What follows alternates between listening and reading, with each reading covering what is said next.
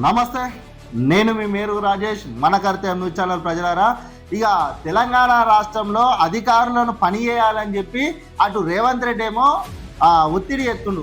మీరు మంచిగా పని చేసి ప్రభుత్వానికి మంచి పేరు తీసుకురావాలని చెప్పి రేవంత్ రెడ్డి ఏమో ఆడ గొప్పలు చెప్తుంది. కానీ అధికారులు ఏమో సమస్యలు ఉన్న పనులను పక్కన పెట్టి వాళ్ళకి జేబులు నింపుకునే పనులు మాత్రం తొందరగా చేసుకుంటున్నట్టు ఇది తెలంగాణ రాష్ట్రంలో క్లియర్గా కనబడుతుంది. అయితే మొన్నటికి మొన్న సిద్దిపేటలోని ఒక ప్రభుత్వ భూమి కబ్జాకు గురవుతుందని చెప్పి అధికారులను మనం ఫోన్ లైన్ కాల్లో తీసుకుంటే అధికారులు ఏమన్నారు అంటే, అది ప్రభుత్వ భూమి ఒకవేళ కబ్జాకు అయితే మేము ఒక 2-3 రోజులలో దాని మీద విచారణ చేసి దాని మీద ఎంక్వైరీ చేసి వాళ్ళ మీద బాధ్యులైన మీద కఠిన చర్యలు తీసుకుంటామని చెప్పి అధికారులు చెప్పారు. మేము మార్చి 31 తేదీ నాడు వీడియో చేసినాం. ఇవాళ ఏప్రిల్ 29వ తేదీ, అంటే రేపు ఇంకో 2 రోజులు అయితే మళ్ళీ నెల గడుస్తుంది. మరి ఇప్పటికి కూడా మరి అధికారులు ఎందుకు స్పందిస్తలేరు? అక్కడ బాజాప్తా ఆ సర్వే నంబర్లో గత బీఆర్ఎస్ పార్టీ అధికారంలో ఉన్నప్పుడు చిల్డ్రన్స్ పార్క్ కోసం అని చెప్పి ఆ స్థలం కేటాయించారు. గతంలో కూడా మనం ఒక 2 సంవత్సరాల కిందట కూడా వీడియో చేసినాం. ఇక్కడ ప్రభుత్వ భూమి కబ్జాకు గురవుతుందని చెప్పి, కానీ ఏ అధికారులు, ఇటు మున్సిపల్ అధికారులు అటు రెవెన్యూ అధికారులు ఎవరు కూడా పట్టించుకుంటలేరు. అంటే ఏం జరుగుతుంది? కాగితాలు తీసుకొచ్చి చూపిస్తున్నామంటారు. 100 కాగితాలు ఉన్నాయి మా దగ్గర, జమ చేసి పెట్టినాం. ఆ జాగాకు సంబంధించి ఆ సర్వే నంబర్లా ఎంతమందికి ఇచ్చారు, ఒక్కళ్ళ పేరు మీద ఆ పట్టా సర్టిఫికెట్లు ఎంతమందికి మారినాయి, ఎవరి పేరు మీద మారినాయి కూడా మా దగ్గర ఉన్నాయి. మరి అధికారులు ఎందుకు స్పందిస్తలే ఇప్పటికి కూడా? అంటే దొంగలకు సద్దుమూడ కడుతుర్రు ఈ అధికారులు తలుసుకుంటే రికార్డులు 1 రోజు నుంచి 2 రోజులల్లా ఎంత ఓల్డ్ రికార్డ్ అయినా తెప్పించి అక్కడ ఏం జరుగుతుందని చూడగలుగుతారు. నెలలు గడుస్తున్నా కానీ మరి ఎందుకు రికార్డులు చూస్తలేరు? అక్కడ జరుగుతున్నది వాస్తవమా కాదా? ఎలాంటి పర్మిషన్లు లేకుండా, వాళ్ళకు కనీసం కాగితాలు లేకుండా ఇట్లా షెడ్ వేసుకుంటూ పోతే మరి చూడనట్టు ఎందుకు వ్యవహరిస్తున్నారు? ఇదేనా తెలంగాణ రాష్ట్రంలో ప్రజాపాలన ప్రభుత్వం నడుస్తుంది, ప్రజలకు మేము మేలు చేస్తామని అంటున్నారు.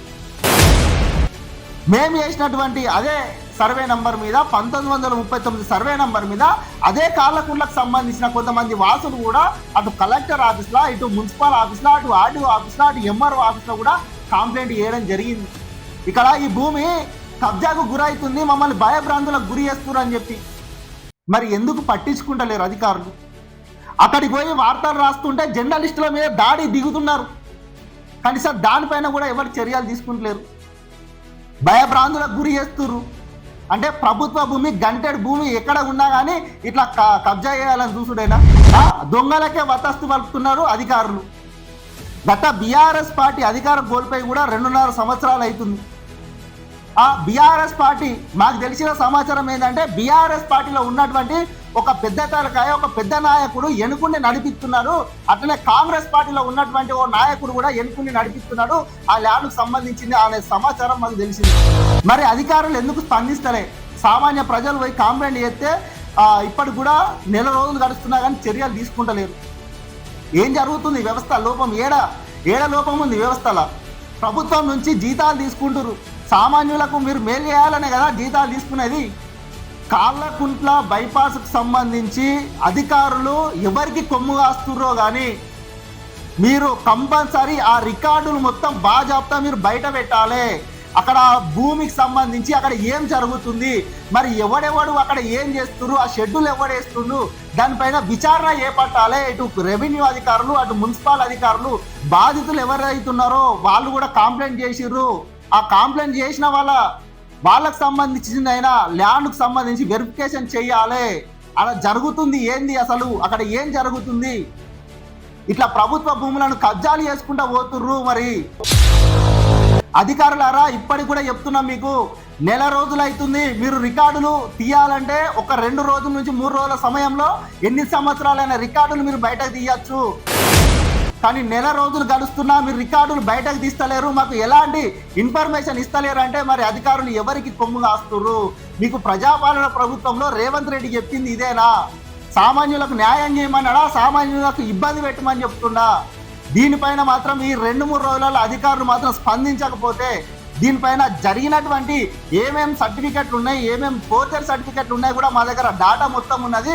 మేమే ముందర తీసుకొచ్చి పెడతాం. మీరు ఈయన స్పందించి అక్కడ బాధ్యులు ఎవడెవడు కబ్జా చేయాలని చూస్తున్నాడో ప్రభుత్వ భూములు వారి మీద చర్యలు తీసుకోకపోతే మాత్రం మేమే బయట పెడతాం. ఏ అధికారులు వాళ్ళు ఎన్నుకున్నారు, ఎవరెవరు ఎన్నుకున్నారని కూడా బయట పెట్టే ప్రయత్నం చేస్తాం. మేము మా మనకర్తే న్యూస్ ఛానల్ అయితే గతంలో కూడా మేము చేసినాం. గతంలో కూడా మా మీదకి దాడికి కూడా వచ్చారు. అదే సర్వే నంబర్ మీద అదే కాళ్ళకుండ్లకు సంబంధించి ఇప్పటికి కూడా నాకు ఫోన్ చేస్తున్నారు బాధితులు.